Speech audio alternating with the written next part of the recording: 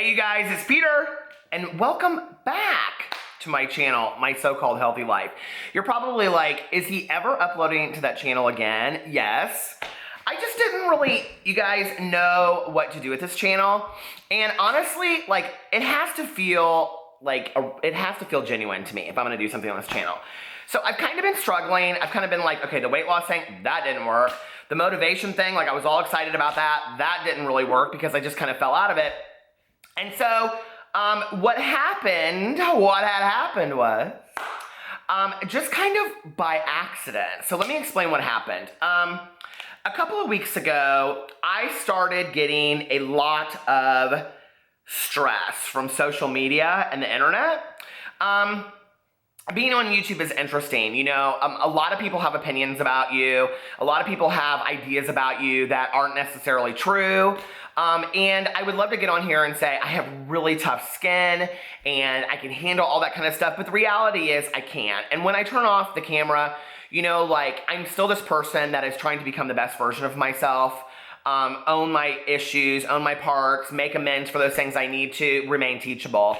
And, you know, when you have a lot of negativity coming towards you, even if you are, you know, enveloped in this shroud of gold positivity, it is really difficult still, you know?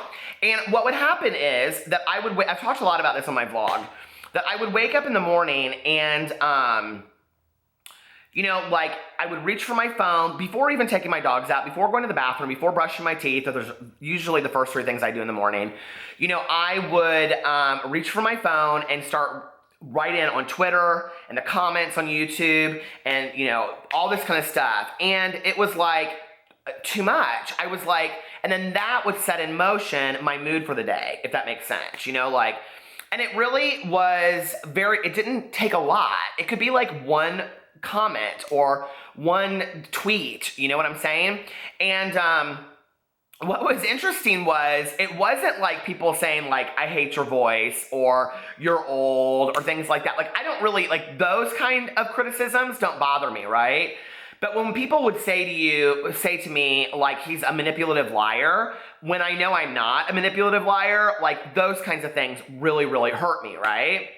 And I think what it was that I just wasn't prepared that day for those comments, because I think that dealing with hearing those things over time, you know, like you get used to it over time, right? But I'm a big believer that if you spot it, you got it. So out there to all those people calling me manipulative, liars, and disingenuous and all those kinds of things, I mean, I am a true believer that if you spot it, you got it, right? And that also forces me to look at my own behavior and say, okay, well, what do I need to do? Those kinds of things. Now, not always if you spot it, you got it. A lot of times you spot it because, you know, it's crap what you see. So anyway, but I had to kind of go back to basics of what I used to do for years and years and years that worked for me. And, you know, what has always worked for me in the morning is to wake up and have a half an hour of kind of like spiritual meditation, spiritual growth in my morning.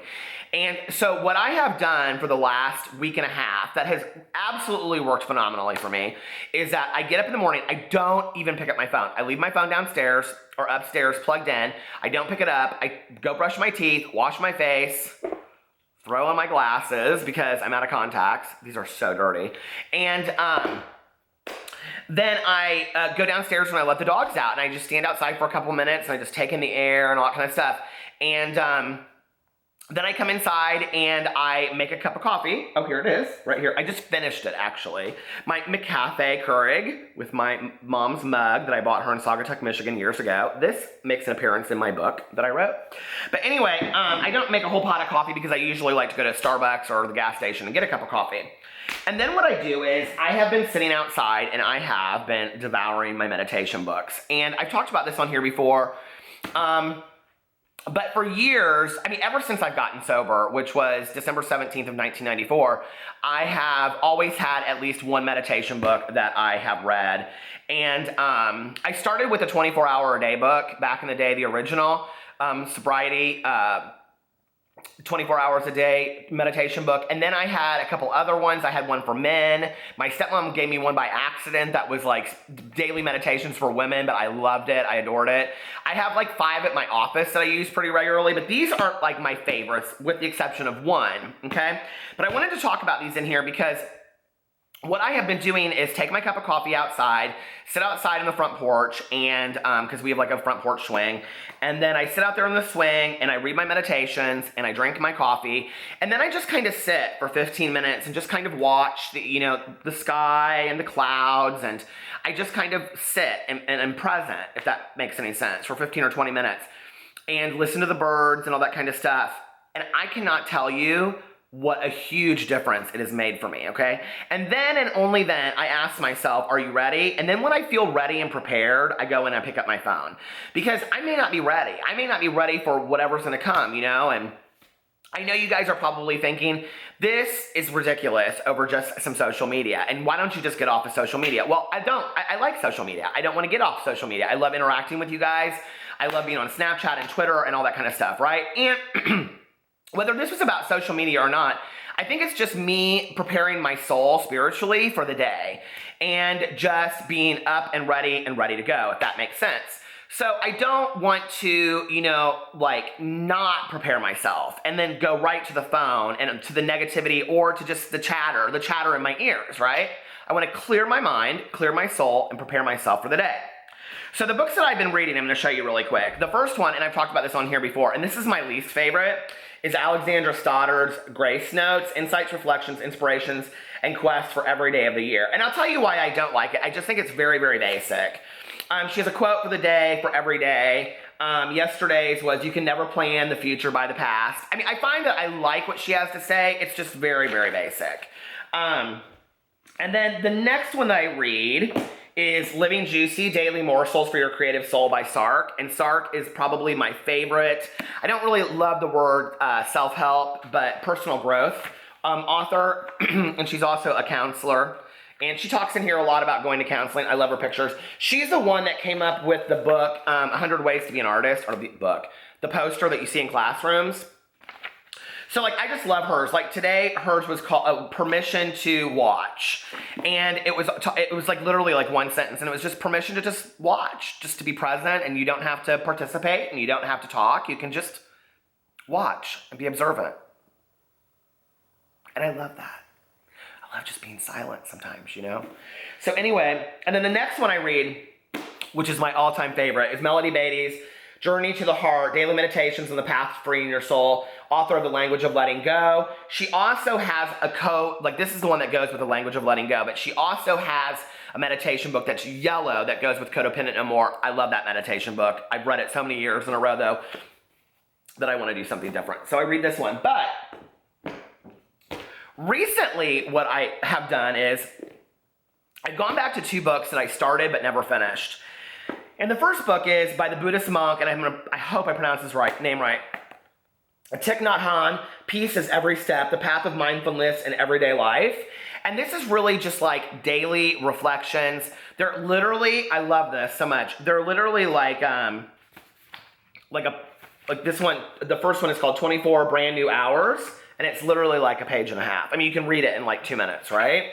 And these are all just ways to stay present and to live in the moment. And that for me is so important to stay positive. And the second one is Stephen Levine's A Year to Live, How to Live This Year as If It Were Your Last.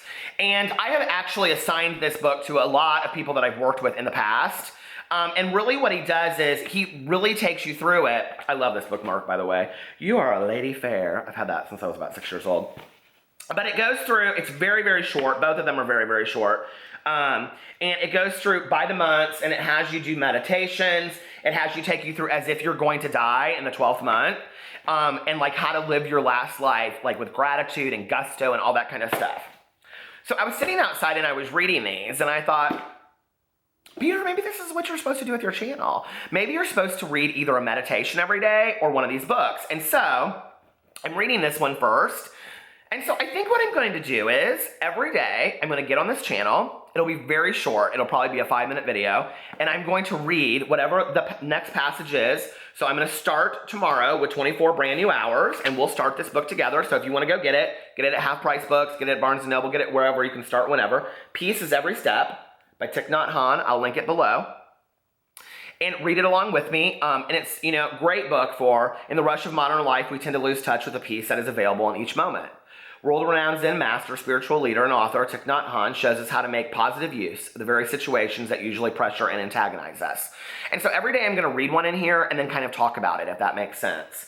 Once we get finished with this book, we're going to do Stephen Levine's A Year to Live, because I've always wanted to read this book and I don't have a group to do it with, so I'm going to do it on here. And if one person wants to join with me, I think that would be great. If one person doesn't want to join with me and I'm doing it alone, that's great, but I'm going to read the book because I've always wanted to do this and live in the present. So I'm going to link both of these books below. If you guys would like to join these with me, we're going to do this one first and then this one. And I'm actually going to reach out to these people too and see if they can give me any, auxiliary things to do with it. But today I wanted to leave you with a quote from the Daily Book of Positive Quotations by Linda Picone. I love this book. A really good friend of Alex's gave it to me for our wedding because it was like, he knew I just thought it was such a cool wedding gift to give this to somebody. So this is today's, and I think this is interesting when we talk about how this whole journey kind of started for me to come back to this channel and do these meditations and read these books. April 21st, improving ourselves. There's only one corner of the universe you can be certain of improving, and that's your own self. Aldous Huxley. We've got all kinds of ideas for how the world could be better, and we're usually more than happy to share them with anyone who wants to listen, and even those who don't. How the government ought to be run, how local merchants ought to operate their businesses, how our best friends ought to lead their lives. If we apply these ideas to our own lives, not only might we improve ourselves, but we might also realize that we don't have as many answers as we think we do. My ideas are good ones, but there's no reason anyone else should listen to them. They have their own ideas about how things should be done, and I can respect this.